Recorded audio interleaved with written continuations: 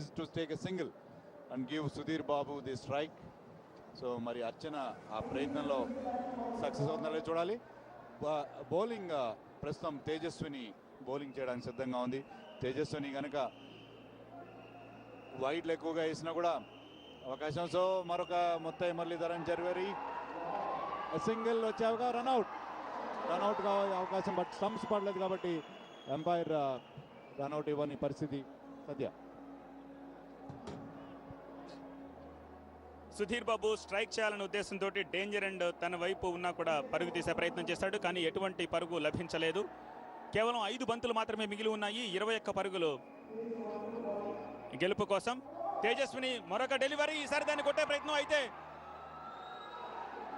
No man's land. Between the fielders మధ్య ball land అయిపోయింది. ఒక పరుగు ఈజీగా వచ్చింది. సో సుధీర్ బాబు స్ట్రైక్ చేస్తున్నాడు. తేజస్విని ఇంకా 4 బాల్స్ చేయాల్సి ఉంది. తేజస్విని ఏ కనుక చేస్తే ఇదే స్లో బాల్స్ని సుధీర్ బాబు దాన్ని క్యాష్ చేసుకునే అవకాశం ఉంది. చూడాలి. 20 పరుగులు కావాలి.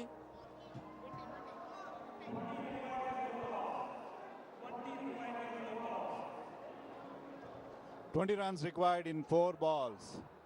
సో డెఫినెట్గా చాలా కష్టమైన క్లిష్టమైన టార్గెట్. బట్ సుధీర్ ప్రస్తుతం క్రీజ్లో ఉన్నాడు కాబట్టి, బౌలర్ కూడా తేజస్విని కాబట్టి అవకాశం డెఫినెట్గా ఉంది. అయితే స్లో డెలివరీస్ని కొట్టడం కూడా కొంచెం కష్టమైన విషయం Satya. Yes, I absolutely agree with you. Slow deliveries నిజానికి ఈ మ్యాచ్ మీద చాలామందిని మిస్అండర్స్టాండ్ చేసుకుని వికెట్ ఇచ్చుకునేలా చేశాయి. ఈవెన్తో ఒక చక్కటి షాట్ తోటి సిక్సర్గా మలిచాడు సుధీర్ బాబు దాన్ని. 14 పరుగులు అవసరం, కేవలం 3 బంతులు ఉన్నాయి. నిజానికి తేజస్విని ఈ బాల్ని చాలా లాజికల్గా చక్కగా వేసింది. It's a blockhole delivery. ఈవెన్తో సుధీర్ బాబు దాన్ని చక్కగా ఫ్లిక్ చేసి మిడ్ వికెట్ వైపుగా సిక్సర్గా మలిచాడు వెంకటేష్. తేజస్విని చాలా టెక్నికల్గా వేసినా కూడా సుధీర్ బాబు చక్కగా బ్యాటింగ్ ప్రదర్శన. మళ్ళీ ఒక లో ఫుల్ టాస్ డెలివరీ, అయితే ఈసారి అది టీస్ చేయడం వల్ల వికెట్ వచ్చిందనుకుని చెప్పి పొరపాటు పడ్డారు మెంబర్స్, కానీ అది డాట్ డెలివరీ అయినా సరే వికెట్గానే ఫీల్ అవుతున్నారు. కేవలం 2 బంతులు మిగిలి ఉన్నాయి. కొట్టాల్సినవి 14 పరుగులు. Very good bowling by Tejaswini. స్టంప్స్కి గురబెట్టి మరి బౌలింగ్ చేస్తూ ఉంది.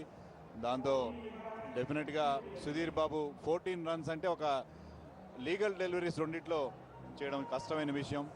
బట్ వైడ్లు కనుక వస్తే ఇప్పటికీ దెర్ ఇస్ ఎ పాసిబిలిటీ.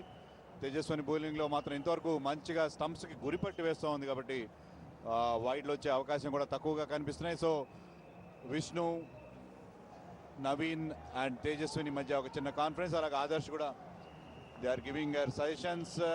ఈసారి only no runs. Very good bowling there by.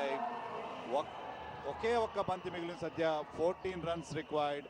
So almost ఎక్కువ వైడ్లు వేస్తే తప్ప ఖచ్చితంగా వెంకటేష్ టీం గెలిచే అవకాశం మనకి స్పష్టంగా కనిపిస్తుంది. Venkatesh team versus Nagarjuna team ఫైనల్కి వెళ్ళే అవకాశం. సో లాస్ట్ బాల్ అయిపోయింది రామ్ చరణ్.